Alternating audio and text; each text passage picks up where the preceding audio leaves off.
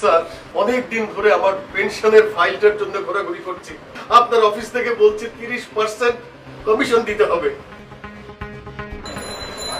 বাবা, গত মাসে চিটাগং থেকে ট্রান্সফার হয়ে এখানে এসেছি। ব্যস্ততায় তোমাকে বলা হয়নি। আমি কখনো কল্পনাও করিনি আমার ছেলে আমার পেনশনের টাকার জন্য কমিশন চায়। বাবা সরি বাবা। বাবা আমি এই ফাইলগুলো ভালো করে চেক করিনি, তোমার নামটা আমি দেখতে পারিনি। দেখলে কি করতে? ফাইলটা এমনি এমনি ছেড়ে দিতে, নাকি কমিশনের পার্সেন্টেজটা কমিয়ে দিতে? কোনটা? এরকম তো হাজার হাজার বাবার ফাইল তোমার টেবিলে আটকা পড়ে আছে, তুমি তো ছাড়ছো না। তুমি তো কমিশনের জন্য সবার ফাইল আটকে রেখেছো। আসিফ, এটা সত্য যে আমি খুব খুব ছোট চাকরি করতাম, আমার ইনকাম খুবই সীমিত, খুবই কম ছিল। আমি সেটা দিয়ে তোমাদেরকে পেলে পুষে বড় করার চেষ্টা করেছি, তোমাকে সৎ শিক্ষা দেওয়ার চেষ্টা করেছি যাতে তুমি বড় হয়ে বড় অফিসার হও। আমি আর তোমার মা তোমার জন্যে, তোমার উচ্চ শিক্ষার জন্যে আমাদের অনেক কিছুই বিসর্জন দিয়েছি। না বাবা, তুমি যেভাবে বেড়ে ওঠা বলছো, এটাকে বেড়ে ওঠা বলে না। তুমি যেভাবে বড় হওয়ার কথা বলছো, এইভাবে মানুষ বড় হয় না।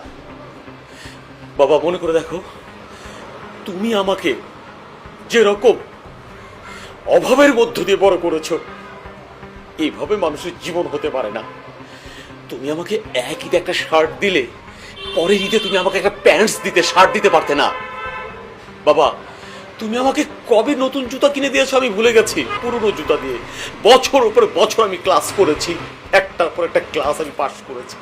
বাবা, আর মায়ের কথা বললে তো, মা বেঁচে থাকা অবস্থায় আমি কখনো মাকে নতুন কাপড় পরতে দেখিনি। তোমার হয়তো মনে নেই মাকে লাস্ট কবে তুমি নতুন কাপড় কিনে দিয়েছিলে। মাকে আমি সবসময় পুরনো কাপড় পরতে দেখেছি। ঈদ, রোজা, পূজা, পার্বণ কোন অনুষ্ঠানে মাকে তুমি নতুন কাপড় কিনে দাওনি। ইনফ্যাক্ট তুমি দিতে পারোনি অভাবের কারণে।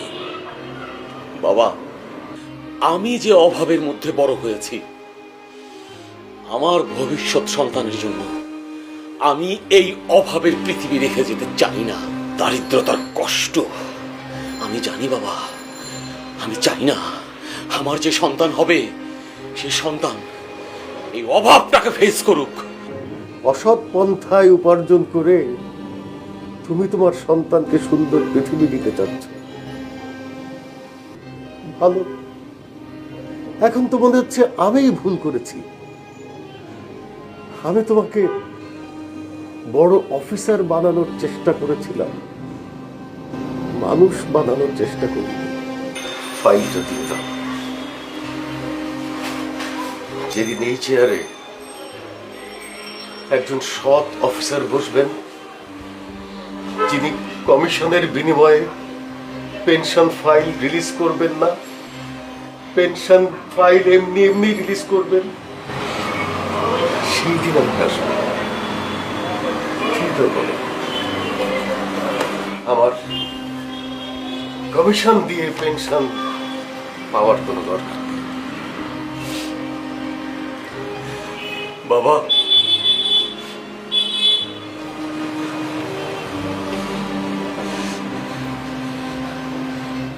সরি বাবা। তুমি কেন সরি বলছো? সরি তো আমি তোমাকে মানুষ করতে পারি। আঙ্কেল আসসালামু আলাইকুম। ওয়ালাইকুম আসসালাম। আঙ্কেল প্রায় সময় দেখি যে আপনি আমাদের অফিসের দিকে তাকায় থাকেন, কোনো সমস্যা আঙ্কেল? সমস্যা না বাবা, তাইলে আমার একটা ফাইল আটকায় আছে। ফাইল আটকায় আছে? ওটা কোনো ব্যাপার না আঙ্কেল, আমি তো এই অফিসের স্টাফ। আপনি আমার সাথে আসেন। এইখানে বসেন, এখানে বসেন, বসেন। আমি আপনার জন্য চা নিয়ে আসতেছি।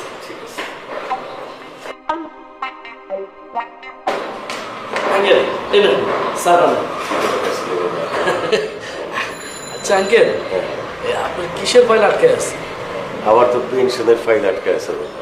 ও, তার মানে আপনি রিটায়ারমেন্টে গেছে? হ্যাঁ, আঙ্কেল কোন জায়গা? জানতাম। দূর আঙ্কেল, সাদপুর তুই আপনি ঢাকা আসছেন কেন? সাদপুর লোকাল অফিসে যোগাযোগ করতেন। বাবারে, লোকাল অফিসের তারা বলছে এটা নাকি অডিটে আটকাইছে, সেখানে গিয়া দিন দরবার কইরা ছুটে আনতে হবে। তো আঙ্কেল আপনি কিন্তু জায়গা মতো আসছেন আঙ্কেল। আমি কিন্তু এই অফিসে স্টাফ, আমি এই অফিসে চাকরি করি। তাই? জি, সব স্যারেরা আমার আদর করে, ভালোবাসে। আমি তো এই অফিসের এক টেবিলের থেকে আরেক টেবিলে ফাইলগুলো আনা নেওয়া করি। ওনারও তো কোনো কাজ নাই, ওনারা শুধু সিগনেচার ছাড়া ওনাদের কোনো কাজ নাই, সব কাজ তো আমি বানাই দিই স্যার। আমি চাইলে কিন্তু আপনার ফাইল আমি ছাড়া দিতে পারি। তাই? জি আঙ্কেল, তবে একটু চা পানি। কোনো সমস্যা নাই, আমি তোমাকে নিয়ে ওই রেস্টুরেন্টে বসে চা খাওয়াবো, তুমি যা যা খাইতে চাও সব খাওয়াবো। দূর আঙ্কেল, আপনি আসলে আমার কথাটা বুঝেন নাই। এই চা পানি সেই চা পানি না, মানে কইছিলাম যে দেখেন না পকেটে কিছু আছে কিনা, একটু খরচা পাতি আর কি।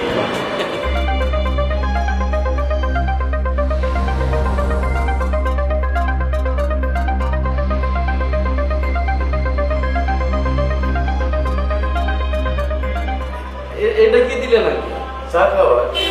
দূর আঙ্কেল, এখন কি আর 100 টাকা দিয়ে চা খাওয়া হয় না?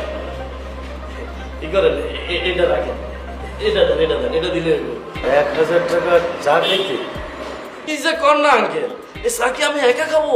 আর আমার উপরের অফিসার খাবে, তার উপরের অফিসার খাবে, তার উপরের অফিসার খাবে, এবং কি কমিশনার স্যারের রুম পর্যন্ত যাইতে যাইতে হয়তো বা আমার পকেট থেকে 200 টাকা খরচও হইতে পারে স্যার। ওইটা দেন। তোর যাওয়ার ভাড়া, বাড়ি যাওয়ার ভাড়া। আচ্ছা ঠিক আছে, তাহলে তাহলে রেখে দেন। এক কাজ করেন, আপনার ফাইলটা আমার কাছে দেন, আর আপনার নাম্বারটা আমারও দেন। আমি যখন আগামী সপ্তাহ ফোন দেবো না, ফোন দেওয়ার সাথে সাথে আপনি কিন্তু চলে আসবেন। হ্যাঁ দেন, বলেন।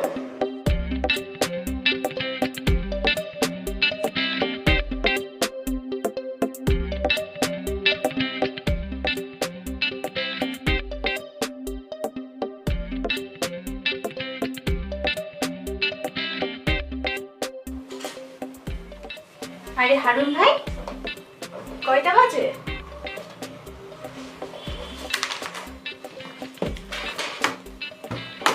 আপনারা তো ঘড়ি নাই, মোবাইল ব্যবহার করেন না, দেখতে পারেন না কয়টা বাজে? না মানে, যেই লোক 10টা-12টার আগে অফিসে আসে না, সেই লোক আজকে আমার আগে? আর বলবেন না ভাই, হাতি করতে বললে চামচিকায় লাথি মারে। এই যে নতুন যে অ্যাসিস্ট্যান্ট কমিশনার আসছে, কালকে সে আমাকে ডেকে আপনার টোনে জিজ্ঞেস করছে কয়টা বাজে। আমি বললাম স্যার 11:30। সে কি বললো জানেন? আসসালামু আলাইকুম স্যার। ওয়ালাইকুম আসসালাম। আমাকে ডেকেছেন? দিয়ে ডেকেছে, বসেন। Thank you.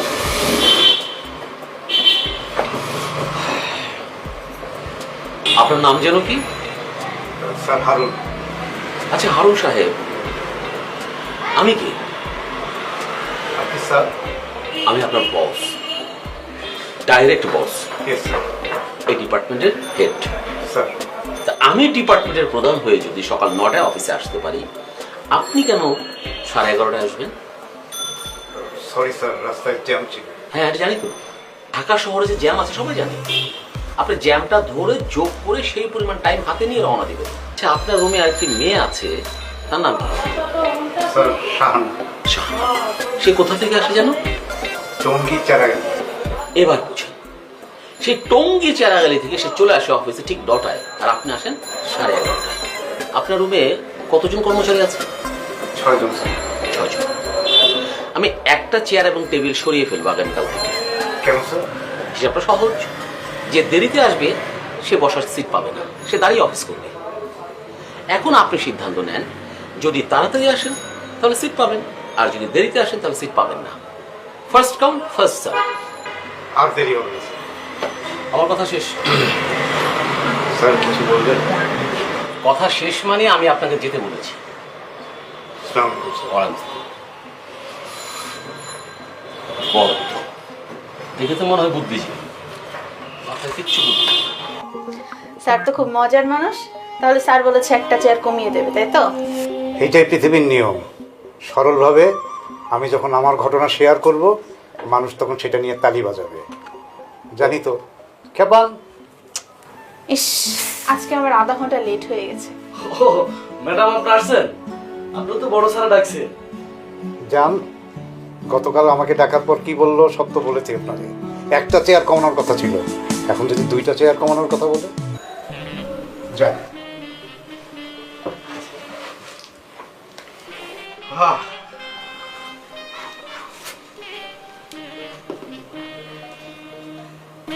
স্যার, স্যার বড় স্যার মানুষটা কেমন? গতকালকে কেবল দেখলাম, এখনো বুঝতে পারিনি। মনে হচ্ছে অনেক কড়া একটা লোক। না, বলছিলাম কি বড় স্যার কি আমাগো দলের? ভাই, পরিচয় হইলো একদিন হয় নাই, এখনো কি বোঝা সম্ভব সে আসলে কোন দলের? না, বলছিলাম স্যারে কি এটা খায়? আমি তো প্রথমেই বললাম তাকে খুব রাগী লোক মনে হয়েছে, কড়া মনে হয়েছে। এখনো বুঝতে পারতেছি না তার মনের ভেতর কি আছে। আরে স্যার, আমাগো আগের স্যারও তো অনেক কড়া করে লোক আছিল। আপনি তো সিস্টেম কইরা আমাগো দলে লই আইছেন। আরে আগের সিনিয়র অফিসারকে তো আমি বুঝতে পারতাম, তাকে আমি নির্ভয়ে সব কথা বলতে পারতাম। এই লোকটা তো বুঝতেই পারি নাই, বলবো কি করে? স্যার, আপনার যে বুদ্ধি, যে মেধা, আপনি যে কোনো ভাবে হোক এই স্যারেরও আপনি সিস্টেম করে আমাকে ধরে লই আইতে পারবেন স্যার। আমি এত সকালে অফিসে আসি না, আজকে সকালে সকালে অফিসে এসে মাথা ধরছে, ঘুম যাচ্ছে না। এক কাপ চা আনুন তো ভাই। জি স্যার, ঠিক আছে।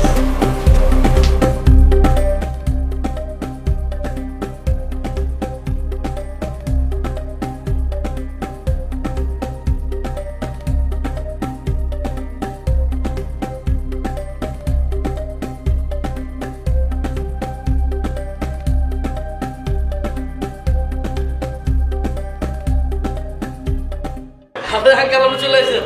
আসসালামু আলাইকুম। ওয়ালাইকুম সালাম। তুমি তো আমার আসতে বললা, দেখে ফাইলটা কি হয়ে গেছে? না আঙ্কেল, একটু সমস্যা হয়ে গেছে। আবার কি সমস্যা দেখি? না, সমস্যা সমস্যা হয়েছে কি আঙ্কেল, আমাদের এখানে যে বড় স্যার আছেন না, ওই বড় স্যার এখান থেকে বদলি হয়ে গেছে। এখন নতুন করে যে বড় স্যার আসছেন উনি খুবই গরম মানুষ। ওনার সাথে কিন্তু আমি এখনো ওই যে কথাবার্তা বলে এখনো মানে। তুমি খাওয়ারে কষ্ট করে কেন? তাই তো, আপনি আসলে কষ্টটা করবেন কেন? আচ্ছা আঙ্কেল, আপনার ছেলে মেয়ে নাই? এই বয়সে আপনি যে দৌড়াদৌড়ি করতেছেন, আপনার ছেলে মেয়ে থাকলে তো ছেলে মেয়েরা এই বিষয়টা নিয়ে একটু দৌড়াদৌড়ি করতো। আছে তো, আছে? আমার এক ছেলে আছে, বিসিএস ক্যাডার, মাশাআল্লাহ। অনেক বড় অফিসার, চিটাগাং থাকে। কোন ডিপার্টমেন্টে চাকরি করে আমি ঠিক বুঝতে পারি নাই।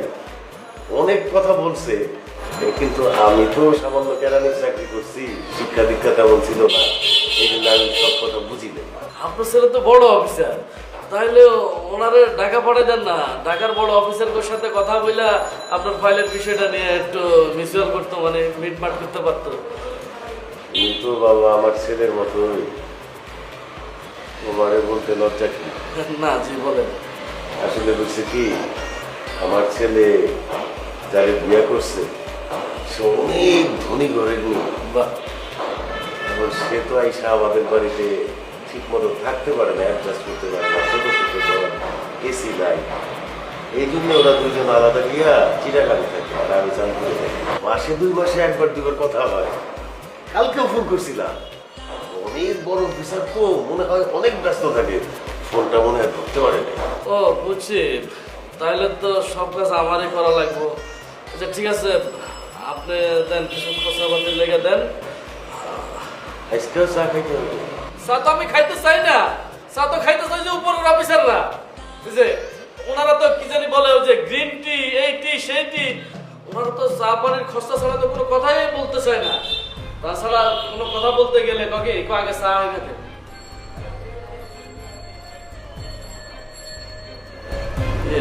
আঙ্কেল, আপনি কি 1000 টাকা ছাড়া কি ঢাকা আসতে পারেন না? আমি যা জোগাড় করতে পারি তাই নিয়ে আসি যাবো। তুমি অর্ধেক রাখো, আমি অর্ধেক রাখি, আমার তো বাড়ি যেতে হবে। আচ্ছা ঠিক আছে, আমি আবার যখন ফোন দেবো তখন কিন্তু আপনি আবার চলে আসেন। হ্যাঁ ঠিক আছে, তো আসেন আঙ্কেল। আসসালামু আলাইকুম। ওয়ালাইকুম আসসালাম। আমি একটু খুব ব্যস্ত আছি তো, এই ধরনের কাগজপত্র করে আবার যাইতে হইব 3 তলায়। আসি। তাড়াতাড়ি দিয়ে করো। জি জি আঙ্কেল, আমি এটা ব্যবস্থা করে দেবো, আপনার কোনো চিন্তা করেন না। আচ্ছা, আমাকে একটা গুরুত্বপূর্ণ তথ্য দিন তো আপনারা। প্রতি মাসে আমাদের এই ডিপার্টমেন্টে কতগুলো ফাইল জমা পড়ে? স্যার আমার কাছে 30-35টা। আমার কাছে স্যার 10 থেকে 12টা জমা পড়ে। টোটাল? স্যার 45 থেকে 50। সবই তো পেনশন ফাইল, তাই না? জি স্যার। ক্যাডার না নন ক্যাডার? স্যার আমাদের এখানে মূলত নন ক্যাডার। পে স্কেল কত? স্যার এটা নির্ভর করে কে কোন র্যাঙ্ক থেকে অবসরে গেল। সাধারণত স্যার 10 থেকে 12 লাখ থেকে শুরু করে 40 লাখ পর্যন্ত পেনশনের ফাইল আমাদের কাছে আসে। তার মানে লোয়েস্ট 10 লাখ আর হাইয়েস্ট 40। আমার 20% আর আপনাদের 10%। Sorry sir. স্যার ঠিক বুঝলাম না, একটু বুঝিয়ে বলবেন? 10-20? কাদের নিয়ে অফিস চালান? কি করে অফিস চালাবেন আপনারা? ইশারাও বোঝে না। ম্যানেজমেন্ট পড়েননি? কিছু কথা হচ্ছে স্পষ্ট আর কিছু হচ্ছে ইমপ্লাইড, বুঝে নিতে হয়। স্যার আমি মনে হয় বুঝতে পেরেছি স্যার। বলুন। স্যার ওই যে পেনশনের 20% আপনার আর 10% আমার স্যার। একটু ভুল হয়েছে। স্যার 20% আমার আর 10% আপনাদের 6 জনের, সবার মিলে। চলবে না? স্যার বিন্দাস চলে যাও স্যার, বিন্দাস চলে যাও স্যার। তা আপনার নাম যেন কি? শাহানা। স্যার ওই যে টঙ্গী চেরাগালি ওই শাহানা। তো শাহানা, এই যে ঘুষ, ঘুষই তো বলে না বাংলায়? বাংলায় ঘুষ স্যার। আমরা ঘুষ বলবো না, এটাকে বলবো স্পিড মানি। এই স্পিড মানি মেয়ে হিসাবে যদ্দূর জানি মেয়েরা একটু সৎ, তো স্পিড মানি মেয়ে হিসাবে আপনার নিতে কেমন লাগে? কি যে বলেন স্যার, মেয়ে বলে কি আমার উপরে ইনকাম করার অধিকার নেই? স্যার ওরা কেউ নিত না স্যার, ভয় পেত।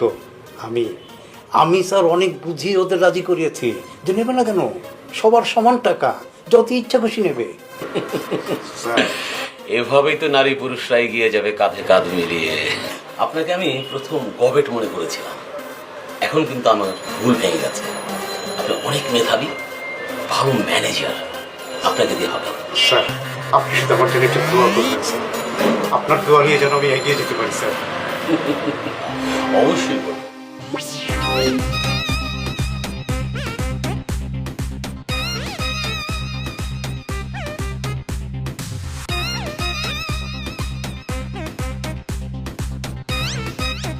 আঙ্কেল আসেন আসেন আসেন আসেন, এইখানে বসেন, এখানে বসেন, বসেন। আসসালামু আলাইকুম স্যার। বুঝলাম। স্যার স্যার, এই যে মোতালেব আঙ্কেল।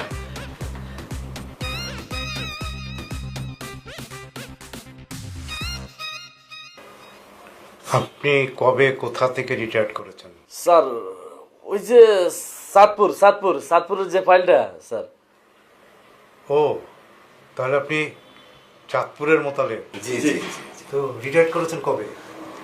1 বছরের উপরে হবে। 1 বছর? এখনো ফাইল ছাড়াতে পারেননি? আমাকে তো এই টেবিল থেকে ওই টেবিল, ওই টেবিল থেকে ওই টেবিল এরকম ঘুরায় টুরায়, তারপরে চাঁদপুর থেকে বললো যে ঢাকা অডিট অফিসে ফাইল আটকায় গেছে, আপনি ওইখানে যান। আটকায় তো যাবেই, সিস্টেম মতো তো আসেন নাই। আমার কাগজপত্র তো সব ঠিক আছে। আমি কি একবারও বলছি আপনার কাগজপত্র ভুল আছে? আমি বললাম আপনি সিস্টেম মতো আসেন নাই। সে তো বললো যে সব সিস্টেম নাকি ঠিক আছে। উনি কে? উনি হচ্ছে এই অফিসের পিয়ন, আর আমি দায়িত্বপ্রাপ্ত কর্মকর্তা। সিস্টেম তো আপনি আমার কাছ থেকে শিখবেন। আমারে যদি একটু বুঝাই বলতেন সিস্টেমটা কি। আপনার পেনশনের 30% টাকা সিস্টেম মোতাবেক বড় স্যারকে দিয়ে খুশি করতে হবে, তারপর ফাইল হবে। এটা কেমন করলেন স্যার? পেনশন আমার, টাকা আমার, তার 30% আপনাদেরকে দিয়ে দিতে হবে? সিস্টেম ছাড়া এখানে ফাইল নড়ে না। স্যার একটা কথা বলি স্যার, আমি কি একটু বড় স্যারের সাথে দেখা করতে পারি? আমার খুব বিশ্বাস, আমি দেখা করে ওনার সাথে কথা বললে এই 30% দিতে হবে না, উনি আমার ফাইলে সাইন করে দিবেন। আমি মনে হয় আপনাকে বোঝাতে পারি নাই। আমি বললাম যে বড় স্যারের আগে আমাকে সিস্টেম দিয়ে আপনার সন্তুষ্ট করতে হবে, খুশি করতে হবে, তারপর আমি এই ফাইল নিয়ে বড় স্যারের কাছে যাব, তারপর আপনার পেনশনের ফাইল নড়বে। একবার যাই, একটু দেন না। জয়নাল, স্যার ওনার সাথে কথা বলে আমার কাছে রিপোর্ট করবা। ওনাকে নিয়ে যাও, ওনাকে এখন নিয়ে সিস্টেম বোঝাও। জি জি জি স্যার। আঙ্কেল আঙ্কেল আঙ্কেল আপনি উঠেন। একটু দেখা করি না। আঙ্কেল আপনি উঠেন, আমি আপনার আগে সিস্টেমটা বুঝাই দিই, তারপর আপনি বড় স্যারের কাছে যান। আসেন আসেন আসেন স্যার।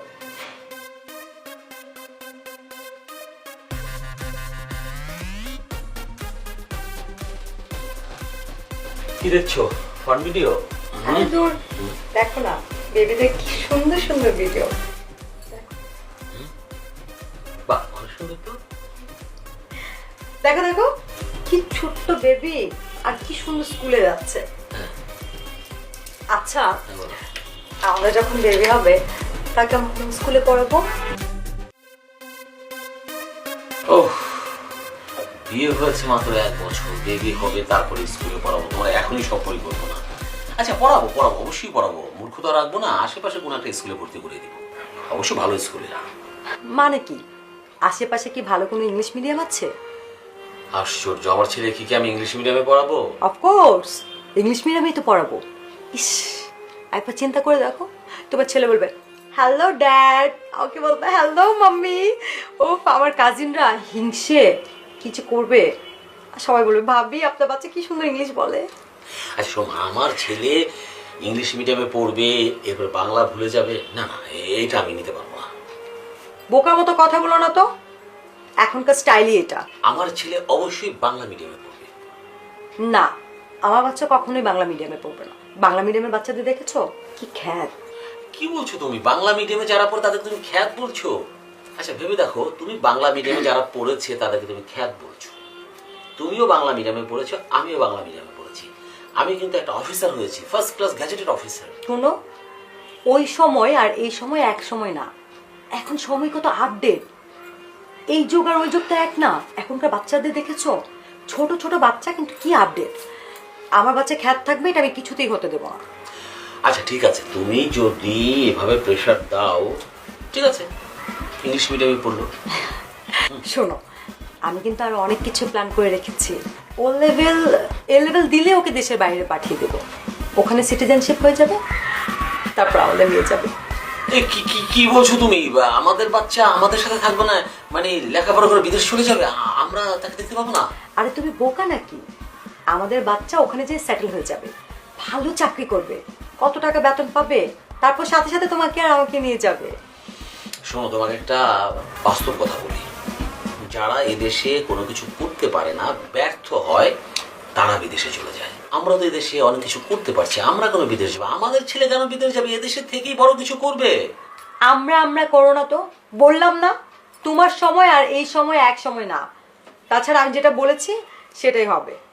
আচ্ছা, আরেকটা কাজ করলে কেমন হয়? ধরো আমাদের যখন বেবি হবে, কনসেপ্ট করেই আমরা দেশে বাইরে চলে যাব, আমার বেবি ওখানে জন্ম নেবে, বাইবেল সিটিজেনশিপ পেয়ে যাবে। ও গো, তুমি পাগল হয়ে গেছো? মানে আমার ছেলে বিদেশে জন্ম হবে, বিদেশি নাগরিকত্ব পাবে, আর বাংলাদেশের ভিসা নিয়ে বাংলাদেশে আসবে বেড়াতে? ইম্পসিবল। তুমি একদম পাগল হয়ে গেছো, তোমার সাথে কথা বলবো না আমি একদম। বাবু সব যাও। পাগল আমি না, পাগল তুমি হয়েছো। আমরা একটা মানুষকে বিয়ে করেছি, যে ফিউচার প্ল্যানিং বলতে কিচ্ছু নেই।